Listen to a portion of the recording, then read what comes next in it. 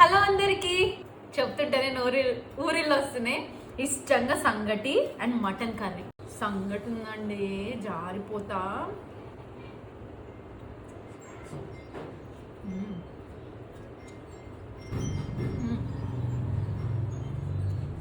చాలా రోజుల నుంచి సంగటి రెసిపీ చెప్పమని అడుగుతున్నారు. సంగటి రెసిపీ అయితే చూసేయండి. ఇది రేషన్ బియ్యం అండి. రేషన్ బియ్యంని మంచిగా వాష్ చేసుకొని ఒక గ్లాస్కి 4-5 గ్లాసులు వాటర్ పోసుకొని ఉడకబెట్టుకోవాలి. అయితే మనకి ఎప్పుడు కానీ సంగటికి రేషన్ బియ్యం అయితేనే టేస్ట్ మంచిగా వస్తుంది, సంగటి కూడా మంచిగా అవుతుంది సన్న బియ్యం కన్నా. 1 గ్లాస్కి 5 గ్లాసెస్ వాటర్ యాడ్ చేసుకున్నా. ఇంక ఇందులోనే కొంచెం అంత దొడ్డు వేసుకొని పొయ్యి మీద పెట్టేసుకోవడమే. ఇట్లా కంప్లీట్గా ఉడికిపోయినాక ఇప్పుడు ఈ స్టేజ్లో మనం జొన్న పిండి వేయాలి. కొంచెం వాటర్ ఉన్నప్పుడే ఈ స్టేజ్లో ఇదిగోండి జొన్న పిండి యాడ్ చేసేస్తున్నా.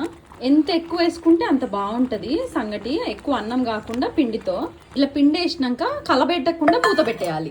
ఒక 5 నిమిషాల తర్వాత మొత్తం కలబెట్టేసుకోవాలి. మంచిగా కలుపుకోవాలి. జొన్న సంగటి జొన్న పిండి సరిపోలే అని రాగి పిండి కూడా వేసేసిన నేను. అంతే, ఇట్లా ఒక 5 నిమిషాలు ఉంచుకుంటే సంగటి అయితే రెడీ అయిపోతుంది.